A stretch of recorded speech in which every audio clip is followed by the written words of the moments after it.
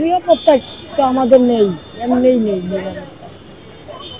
দেশে যে পরিস্থিতি, কারোর নিরাপত্তা নেই। করবে একজনে, ভরবে আরেকজনে, করে যাবে আরেকজনে, ক্ষতি হয় আরেকজনে। ঠিক আছে, এরকম এই দেশ চলতেছে। দেশ তুইয়া পলাইছে বেশি সম্ভব, তারা জিদে এই সব ঘটনা ঘটাইছে যাতে দেশ নিয়ে আমরা বিপদে পড়ি যারা আমরা দেশের নাগরিক আছি।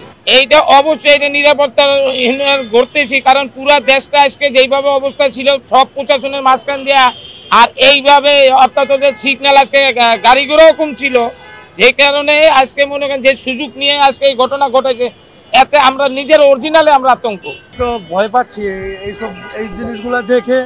ধরেন ভয় পাচ্ছি কারণ মানুষ রাস্তার ভিতরে কিভাবে বের হবো, আতঙ্কে আছে মানুষ, আমি সহ আরো অনেকে আতঙ্কে আছে।